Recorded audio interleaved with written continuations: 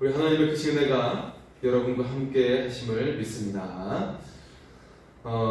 오늘 이제 총선이 있는데요. 하나님께서 역사해 주셔서 하나님의 원하시는 그런 일꾼이 세워지고 또 진정으로 이 백성을 위하는, 이 나라를 위하는 자가 세워지는 그런 귀한 하나님의 역사가 일어날 수 있기를 소원합니다.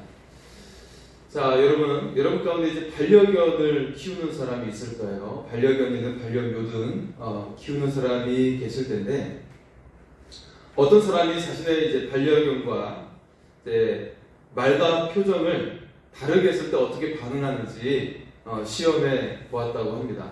네, 말을 하는 것과 표정을 서로 다르게 했을 때 어떻게 반응하는가 시험을 해봤대요. 먼저 막 깔깔깔깔 웃으면서 너 싫어 하면서 막 웃으면서 막 그랬던 것이죠. 그랬더니 반려견도 이 주인의 표정을 보고 막 같이 꼬리를 치면서 좋아서 어쩔 줄 몰라 하는 거예요. 네, 막 웃으면서 이야기하고 있지만 말로는 싫어 그렇게 했던 것이죠. 그런데 반려견은 좋아서 어쩔 줄 몰라 했다라는 거예요. 표정을 보고. 자, 두 번째는 인상을 확 쓰고 사랑해 큰 소리로 그렇게 했다는 거예요. 인상을 막 쓰면서 사랑해 막 이렇게 했다는 거예요. 그랬을 때 반려견이 어떻게 반응했을까요? 반려견이 막 으르렁 되는 거예요. 으르렁 되는 거예요. 무슨 말입니까? 무슨 말이죠? 우리가 사랑한다고 말을 했을 때, 사랑한다고 했을 때 우리의 말과 행동이 같이 가야 한다는 것입니다. 사랑의 감정이 말과 행동에도 같이 담겨져 있어야 된다는 것이죠. 네, 그래서 우리가 사랑한다고 했을 때는 말뿐만 아니라 우리의 표정과 우리의 행동에도 그렇게 같이 담겨서 나와야 한다는 것입니다. 자, 야고보서는 우리에게 분명하게 말씀을 하고 있어요. 살아있는 믿음은 행함이 있는 믿음이다 라는 것입니다. 반드시 그 믿음은 우리의 삶으로 드러나게 되어 있다는 것이죠. 행함으로 나오게 되어 있다는 것입니다. 그럴 때 정말 그 믿음이 살아있는 믿음이 되는 것이죠. 자, 여러분, 소망도 마찬가지입니다. 하나님께서 내 안에 어떤 소망을 주셨다라고 그렇게 기도하고 있다면 그 소망을 가진 자처럼 살아가야 되는 거예요. 소망을 하나님께서 나에게 주셨다라고 말하면서 늘 근심하고 있고 염려하고 있으면 이 사람은 어떤 사람이에요? 소망이 없는 사람이에요. 소망이 없어요. 네, 아마 여러분 이 시간에도 어떤 근심된 일과 염려하는 일들이 있을 겁니다. 하지만 내가 정말 하나님이 나의 소망이 되십니다 라고 고백했다면 하나님께서 이 모든 것들을 이루실 것을 확신하시기 바랍니다. 네, 하나님께 소망이 있습니다. 그렇다면 절망과 근심과 염려를 내려놓고 소망이 넘치는, 정말 소망이 있는 자의 삶을, 그래서 감사와 찬양이 있는 삶을 살아갈 수 있기를 소원합니다. 이 사람이 정말 소망이 있는 사람인 것이죠. 여러분, 사랑도 마찬가지죠. 앞에서도 이야기했지만 내 안에 사랑이 있다고 하면 그 사랑을 표현해야 되는 것이죠. 아니, 사랑이 정말 있으면 표현될 수밖에 없는 거예요. 한 남자와 한 여자를 향해 사랑한다고 했을 때, 진정으로 사랑한다면 이 남자는 어떻게 돼요? 사랑한다고 말할 수 있어야 되는 것이죠. 표현되지 못하는 사랑은 비를 내리지 못하는 구름과 같은 거예요. 예, 그래서 구름이 뭉게구름이 이렇게 있다 할지라도 비가 내리지 않으면 아무런 소용이 없는 것이죠. 작물이 자랄 수 없고, 예, 어떤 가뭄 가운데 해갈을 줄 수 없게 되는 것이죠. 자, 내려야 하는 겁니다. 구름은 비를 내려줘야 하는 것이죠. 자, 사랑하는 마음을 간직하더라도 행함으로 보여주지 못한다면 그 사랑은 결실을 맺지 못하게 되는 것입니다. 예수님께서 우리를 사랑하신다고 말씀하셨어요. 요한복음 13장 1절에 보면 우리를 사랑하실 때 끝까지 사랑하셨다고 말씀하고 계시죠. 네, 여러분, 우리 예수님의 사랑은 태초에서부터 시작이 되어서 지금도 사랑하고 계시고 앞으로도 영원히 우리를 사랑하고 계시는 우리가 믿을 수 있기를 소원합니다. 네, 자, 여러분, 우리 주님께서 우리를 사랑하시기 때문에 십자가의 고난이 두렵고 떨렸지만 피하지 않으시고 당당하게 걸어가셨던 이유가 바로 우리를 사랑하셨기 때문이었습니다. 그 결과 2000년이 지난 지금 지구의 반대편에 살고 있는 우리들에게까지 복음이 전파될 수 있었다는 거예요. 그 갈릴리 호수에서부터 그 갈릴리 지역에서 증거됐던 예수님의 복음, 그리고 예루살렘을 향해 갔던 그 복음이 어떻게 됐어요? 지구 반대편에 있는 우리에게까지 증거될 수가 있었다는 것입니다. 그것이 무엇 때문에? 바로 우리 주님께서 우리를 사랑하셔서 십자가에 죽으시고 부활하셨기 때문입니다.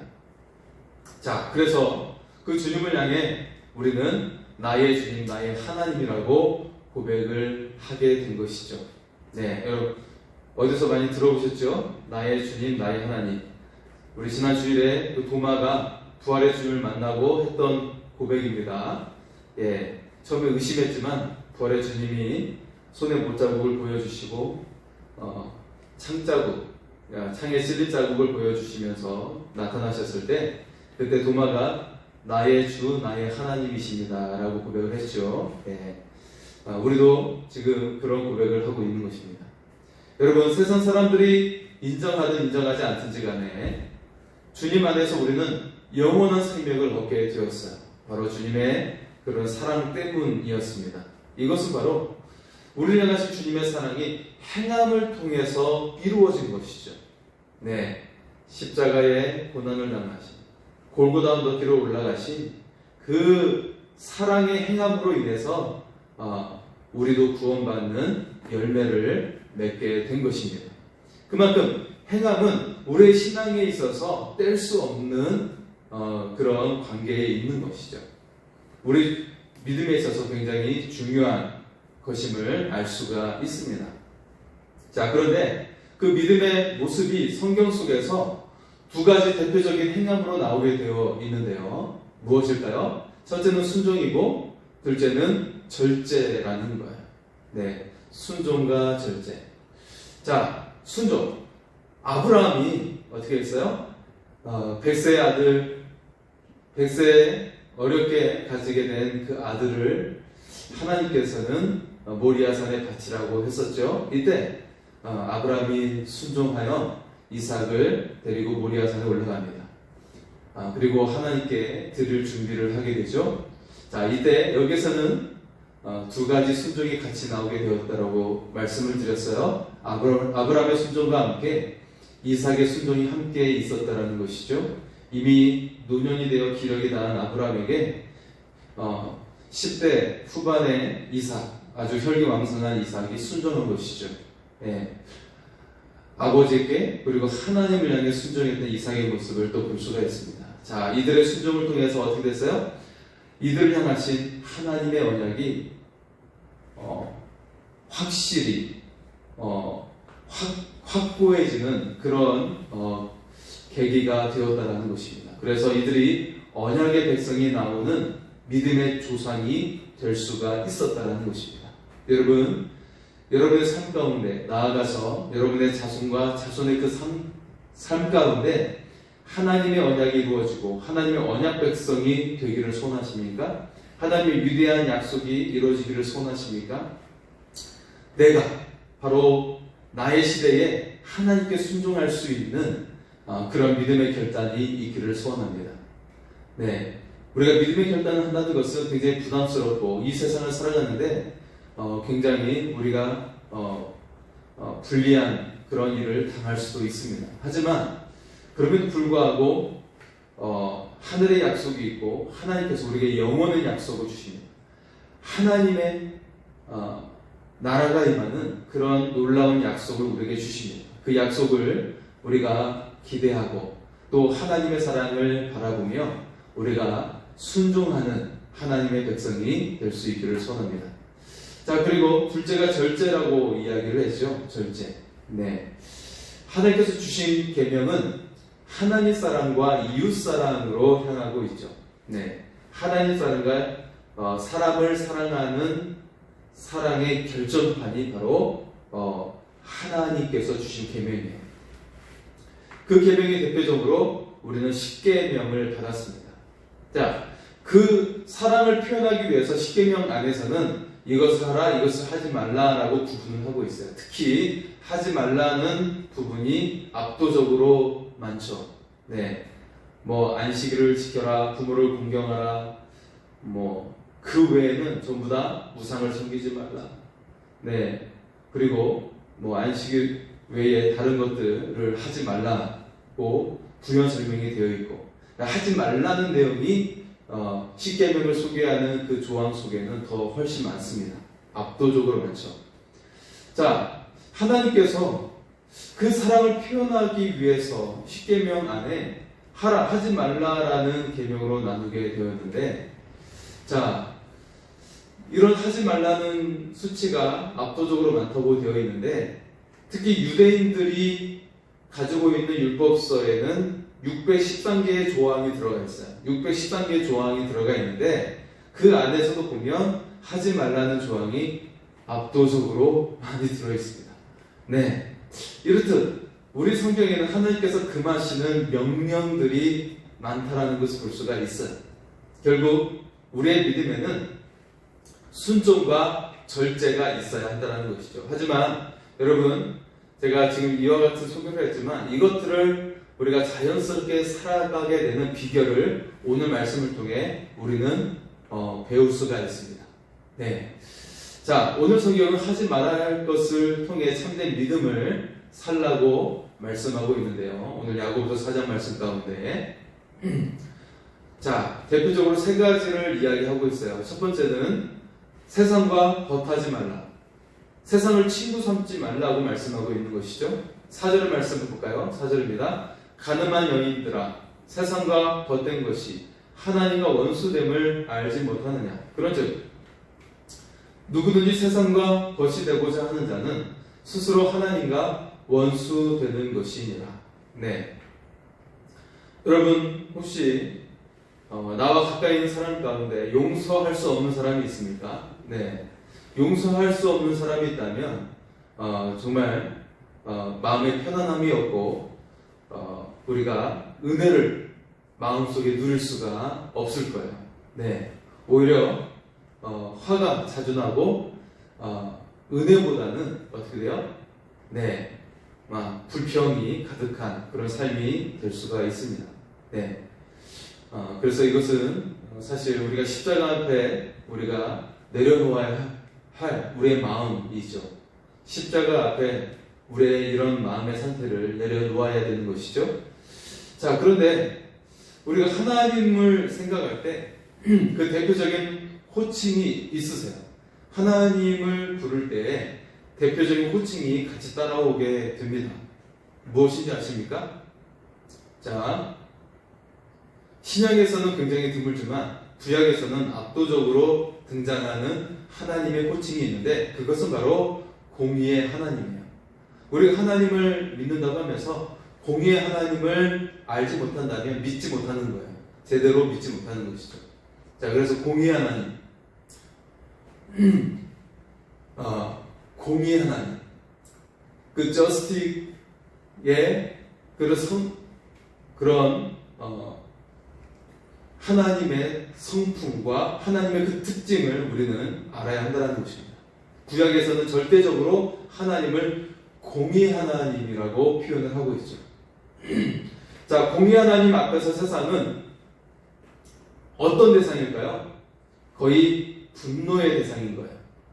공의로운 하나님 앞에서 세상은 거의 분노의 대상이에요. 왜냐하면 하나님 앞에서 세상은 죄악으로 가득 차 있는 것이죠.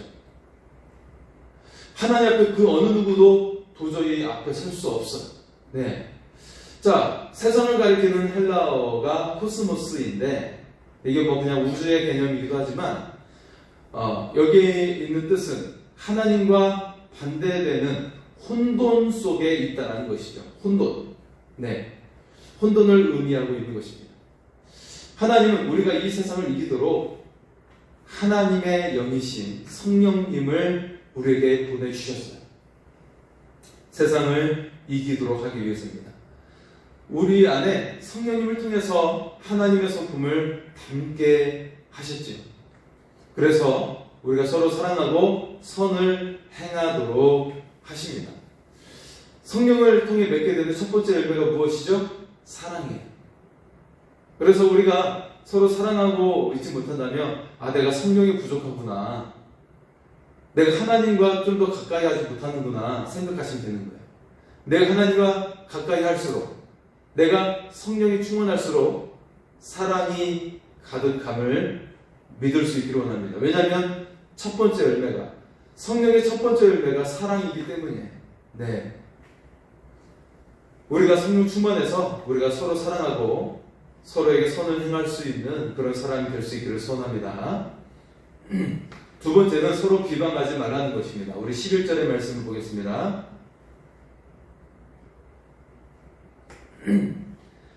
형제들아 서로 비방하지 말라. 형제를 비방하는 자나 형제를 판단하는 자는 곧 율법을 비방하고 율법을 판단하는 것이라.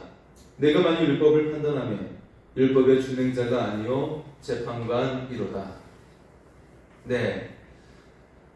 자, 비방하지 말라는 이 말이 표준 세번역에서는 헐뜯지 말고 심판하지 말라라고 되어 있어요. 네. 헐뜯지 말고 그들을 판단하지 말라, 심판하지 말라라고 이야기하고 있죠. 여러분, 사도 바울은 변화되기 전에 예수 믿는 사람을 잡아들이고 죽였죠. 스데반을 죽인 이후에 다메섹을 향해 예수 믿는 자들이 있다는 것을 소식을 듣고 그들을 잡기 위해 가게 되었어요. 그러다가 가는 도중에 부활의 예수님을 만나게 되죠. 자, 이때 예수님께서 하신 말씀이 무엇입니까? 사울아 사울아 어찌하여 네가 나를 박해하느냐 입니다. 네, 네가 어찌하여 나를 박해하느냐? 나는 네가 박해하는 예수라 라고 말씀하고 있어요. 사울이 이때 뭐라고 말합니까? 제가 언제 예수님께 박해했습니까? 뭐 그렇게 반응을 한 것이죠, 사실은. 네. 자, 여러분, 바울이 변화되기 전에 사울이었을 때 예수님을 박해했습니까? 예수님을 그 골고다 언덕길에 올라가셨을 때 그 예수님을 돌로 던지고 창으로 찌르고 뭐 그랬습니까? 그런 적이 없어요. 네, 바울은 살아생전에 예수님을 만난 적도 없어요. 네, 만난 적도 없는데 예수님 그런데 뭐라고 말씀하고 계세요? 네가 어찌하여 나를 박해하느냐라고 말씀하고 있어요. 이게 무슨 뜻입니까? 사실은 이 바울은 예수 믿는 자들을 박했던 것이죠.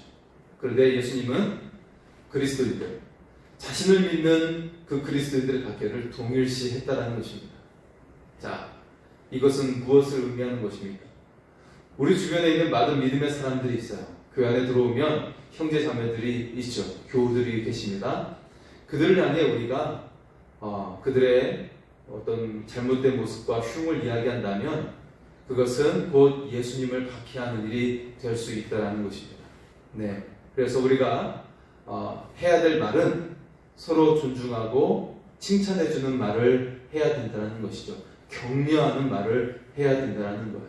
우리가 서로 무언가를 봉사할 때도 어떻게 돼요? 내 뜻과 맞지 않아도 상대방을 높여주고 격려해주는 말을 해야 된다는 것입니다. 네, 교회에서 청소를 할 때도 서로 방식이 다를 수 있어요. 네, 어떤 사람은 청소기 돌린 다음에 걸레질을 할 수도 있고, 어떤 사람은 그냥 걸레질하고 모아가지고 걸레질로 모아가지고 그걸 담는 사람들도 있어요. 네, 저희 교회는 후자에 속하죠. 일반적인 청소의 모습이 아니고 후자에 속하지만요. 어쨌든 방식이 다를 수 있어요. 마찬가지로 어떤 주방 봉사할 때도 마찬가지입니다. 요리하는 방식이 다를 수 있어요. 조미료를 넣는 방식이 다를 수가 있죠. 그러면 어떻게 돼요? 정말 우리가 예수님 사랑하는 사람이라면 어떻게 돼요? 내 방식을 내려놓고 상대방의 방식을 칭찬하는 것이죠. 무조건 칭찬하고 존중해 주는 거예요. 이것이 바로 우리가 그리스도 안에서 해야 될 일이죠. 근데 가장 좋은 것은 낮은 자, 가장 연약한 자의 눈을 맞추는 거죠. 가장 몸이 연약하고 그리고 가장 어린 사람의 눈을 맞추는 거예요. 그래서 어떻게 돼요? 어린아이의 눈을 맞춰주는 것이 교회에서는 가장 좋습니다. 네, 왜냐하면 우리가 어떤 섬김에 대해서 성경 공부를 할 때, 말씀을 전할 때도 마찬가지지만 어린아이의 눈높이에 맞춰서 순한 음식을 제공하고 순한 말씀을 제공해 주는 것, 이런 것들이 우리에게 굉장히 필요함을 볼 수가 있습니다. 말씀도 초등학생들도 이해할 수 있는 그런 말씀을 나눠내는 것이 굉장히 필요하죠. 이것이 또 설교 교수님들이 하는 말이기도 합니다. 네. 자, 예수님은 같이 우리 안에 있는 그런 믿음의 형제들이 박해를 받으면 예수님을 박해하는 거로 똑같이 여기셨다라고 하는 것입니다. 그래서 그들에게 하는 것이고 나에게 하는 것이라고 그렇게 여기고 계셨다라는 것이죠. 그래서 우리가 어떻게 됩니까? 우리가 서로를 향해 대할 때 예수님께 하듯 우리가 서로를 존중해주고 사랑하는 사람이 될 수 있기를 소원합니다.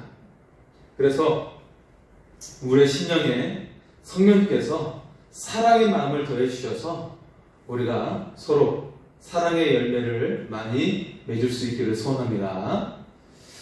자, 마지막 세 번째는 허탄한 생각을 버리라고 말씀을 하고 있습니다. 16절의 말씀을 볼까요? 16절, 이제도 너희가 허탄한 자랑을 하니 그러한 자랑은 다 악한 것이다. 자, 허탄한 자랑을 하고 있다고 그렇게 말씀하고 있는데요. 이런 허탄한 생각은 무엇일까요? 그것을 오늘 보면 아주 구체적으로 설명을 해주고 있어요. 바로 13절과 14절입니다. 볼까요? 13절과 14절입니다. 들으라. 너희 중에 말하기를 오늘이나 내일이나 우리가 어떤 도시에 가서 거기서 1년을 머물며 장사하여 이익을 보리라 하는 자들아, 내일 일을 너희가 알지 못하는도다. 너희 생명이 무엇이냐? 너희는 잠깐 보이다가 없어지는 안개니라. 자, 어떻게 말씀하고 계세요?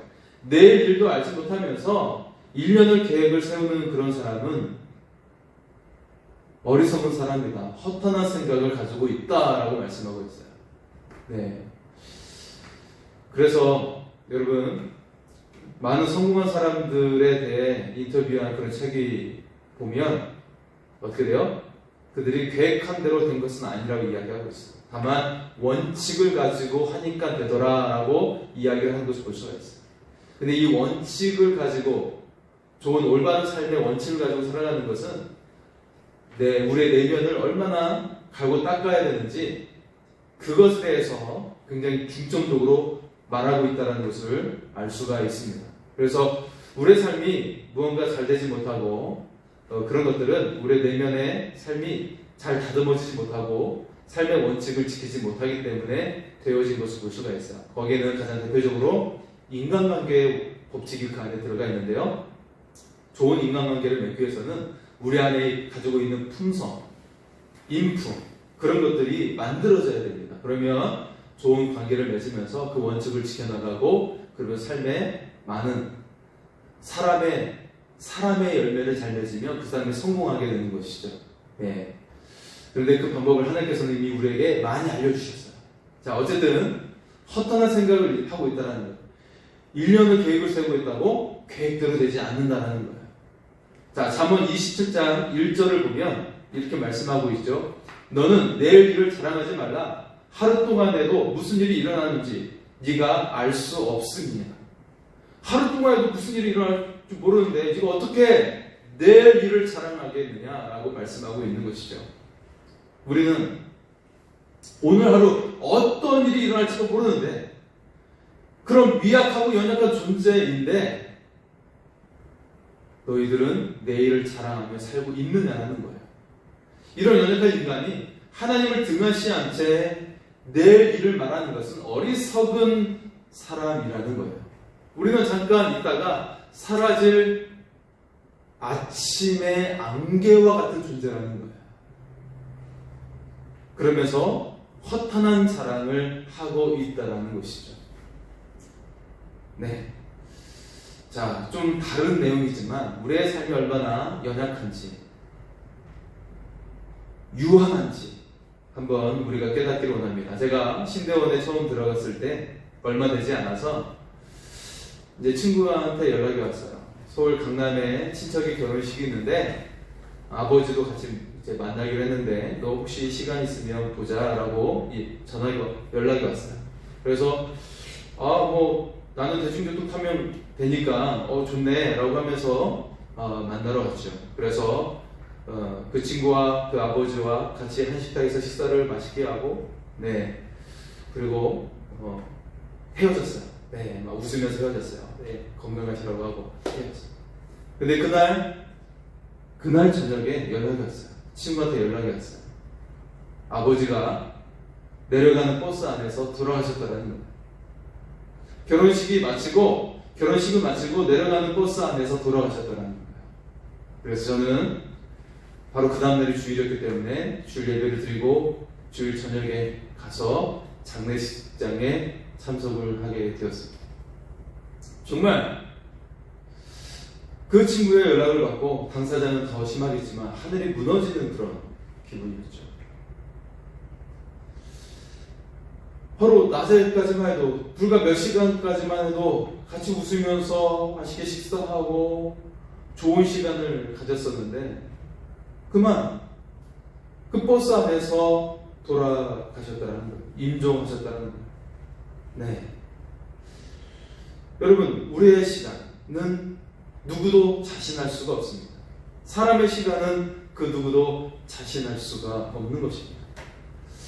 엊그제 기사를 보니까 7살 쌍둥이를 두었는데 7살 쌍둥이를 둔 젊은 엄마가 4명을 살리고 세상을 떠났다는 거예요. 그 아이들 엄마가 잠을 자던 중에 호흡 정지가 와서 병원에 급하게 데리고 갔지만 살리지 못하고 결국 가족들은 그 사랑하는 아내, 사랑하는 어머니를 생각하면서 이 어린 아이들을 위해서 이 엄마가 했던 좋은 일이 무엇일까라고 좋은 일을 어떻게 나중에 서로 말할까라고 생각하면서 장기 기증을 하면서 4명의 생명을 살리게 되었다라는 것입니다. 참 감동적이지만 너무나도 슬픈 이야기이죠. 우리는 어느 누구도 내일을 장담할 수가 없습니다. 내일을 장담할 수가 없어요. 너무나도 슬픈 일들이 우리 도처에 많이 일어나고 있죠. 최근에는 이태원 사건의 그 수많은 젊은이들이 잠깐 다녀올게 하고 나갔다가 그렇게 수백 명의 젊은이들이 목숨을 잃었고, 그리고 4월 16일이 세월호 10주년이지만요 10년 전에는 314명에 달하는 어린 학생들이 즐겁게 수학여행을 가다가 배가 침몰해서 죽게 된 일들을 맞이하게 되었어요. 떠나보낼 때는, 수학여행을 떠나보낼 때는 얼마나 행복한 마음으로 떠났으며 그 가족들도 좋은 시간 보내라고 했겠습니까? 우리는 내일 일을 장담할 수가 없습니다. 이 유한한 세상 속에서 우리가 해야 될 것은 하나님을 의지하는 것, 그리고 우리의 사랑하는 사람들을 하나님 안에서 기도하고 또 하나님 안에서 우리의 품에 품어주는 것 밖에 없음을 보게 됩니다. 그리고 우리가 해야 될 최선은 무엇이냐면 오늘 해야 될 사랑의 표현을 내일로 절대 미뤄서는 안 된다는 거예요. 내일 사랑의 표현을 할 수 있다라고 누구도 장담할 수 없다는 것입니다. 제가 어떤 불행에 대해서 이야기하는 것이 아니라 우리의 인간이 가지고 있는 한계에 대해서 말을 하고 있는 것입니다. 그래서 우리가 당장 해야 될 일이 무엇이냐라고 묻고 있는 것입니다. 그것은 우리가 지금 당장 서로 사랑한다고 표현해 주어야 한다는 것입니다. 오늘 우리는 서로를 안아줄 수 있어야 된다는 것입니다. 오늘 안아줄 일을 내일로 절대 미루지 않기를 원합니다. 이런 사람이 허탄한 생각을 품지 않는 그런 사람이 되는 것이죠. 자, 오늘 야고보서는 참된 믿음의 삶을 위해 세 가지를 제시를 했습니다. 그것은 세상과 벗하지 말라, 그리고 서로 비방하지 말라, 그리고 허탄한 자랑을 하지 말라라고 이야기했어요. 네. 그런데 이와 같은 내용을 우리에게 이야기하면서 더욱 중요한 결론을 향해 가고 있습니다. 그것은 하나님께서 금하신 것을 첫 번째 사람 아담은 어기고 말았고 실패하고 말았어요. 그 죄로 인해 무너지고 말았어요. 첫 번째 사람이 무너지니까 모든 인류가 같이 무너지고 말았어요. 그런데 예수님께서는 그 과정을 어떻게 이겨내셨느냐라는 것이죠. 예수님은 어떻게 이 과정을 이겨내셨느냐 하는 것입니다. 그 말씀을 마지막으로 7절과 8절 말씀을 보겠습니다. 그런즉 너희는 하나님께 복종할지어다. 마귀를 대적하라. 그리하면 너희를 피하리라. 하나님을 가까이 하라. 그리하면 너희를 가까이 하시리라. 죄인들아, 손을 깨끗이 하라. 두 마음을 품은 자들아, 마음을 성결하게 하라. 할렐루야. 자, 이 말씀을 보면 우리는 명령하는 동사들이 등장하는 것을 볼 수가 있죠. 하나님께 복종하라, 마귀를 대적하라, 하나님을 가까이 하라, 손을 깨끗이 하라, 마음을 성결하게 하라. 많은 동사들이 등장하고 있죠. 그런데 우리가 죄를 이기고 마귀를 이기기 위해서 할 일이 굉장히 많은 것처럼 보이죠? 우리가 해야 될 일이 굉장히 많은 것처럼 보이죠? 매우 복잡한 것처럼 눈에 보여집니다. 하지만 제가 앞에서 처음에 말했던 것처럼 하나님께서는 어떻게 돼요? 자, 우리에게 십계명을 주셨고, 그리고 유대인들은 그 외에도 율법조항으로 613개를 가지고 있었다라는 말을 했습니다. 이것으로만 보면 굉장히 복잡해 보입니다. 하지만 제가 한 가지 말씀을 통해 굉장히 쉬운 비결을 여러분에게 소개하겠습니다. 자, 고린도전서 12장 31절은 우리에게 이렇게 말씀하고 있어요. 너희는 더욱 큰 은사를 사모하라. 내가 또한 가장 좋은 길을 너희에게 보이리라. 네, 12장 맨 마지막 절이에요. 31절. 이 말씀이 끝나고 어떤 말씀이 시작이 되죠? 고린도전서 13장 사랑장이 시작되는 거야. 여러분, 사랑장이 시작됩니다. 자, 결론을 말씀드리겠습니다. 하나님께서는 우리에게 어려움고 복잡한 길을 주시지 않았습니다. 굉장히 쉽고 간단 명료한 길을 우리에게 주셨다는 것입니다. 그것은 하나님의 능력이 나타나는 매우 쉬운 길입니다. 바로 하나님을 가까이 하라. 하나님을 사랑하는 것입니다. 그러면 마귀는 그냥 자동으로 떠나가는 거예요. 아니, 마귀가 우리에게 가까이 하려고 해도 마귀는 우리를 가까이 할 수 없어요. 하나님을 사랑하는 우리에게 하나님께서 성령의 능력으로 우리와 함께 하시기 때문에 사탄이 우리에게 가까이 올 수가 없는 것입니다. 하나님을 사랑하면 주님의 천군천사가 우리와 함께 하시기 때문에 사탄이 우리에게 다가올 수가 없는 것입니다. 하나님을 사랑하면 우리는 죄를 싫어하게 됩니다. 죄가 싫어해지면서 죄를 짓지 않게 되는 거예요. 네, 하나님을 너무나 사랑하기 때문에 자연스럽게 죄가 싫어지게 되는 거예요. 오늘 야고보서는 하나님을 가까이 하라고 명령하고 있습니다. 이 말에 원조 말씀이 있어요. 원조 말씀 어디 있을까요? 신명기 6장 5절에 있습니다. 너는 마음을 다하고 뜻을 다하고 힘을 다하여 내 하나님 여호와를 사랑하라. 이 말씀이에요. 이게 바로 원조 말씀이에요. 마음과 뜻과 힘을 다해서 하나님을 사랑하라고 말씀하고 있어요. 하나님을 사랑하면 자연스럽게 말씀을 사랑하게 됩니다. 그래서 매일 하나님의 말씀을 읽고 싶고 듣고 싶어지게 되는 것이죠. 마치 사랑하는 여인이 있는데 사랑하는 연인의 말을 듣고 싶어하고 그가 무엇을 좋아하는지 관심 갖는 것과 같은 거예요. 하나님을 사랑하면 그 하나님의 말씀대로 살고 싶어지게 되는 거예요. 사랑하는 연인이 그 연인의 원하는 대로 해주려고 하는 것과 같은 이치입니다. 결국 참된 믿음은 하나님을 사랑하는 것입니다. 그러면 자연스럽게 하나님께서 싫어하시는 것을 하지 않게 되는 거예요. 세상을 더 좋아하지 않게 되고 남을 비방하는 것을 하지 않게 되고 험한 것을 자랑하지 않게 된다는 것입니다.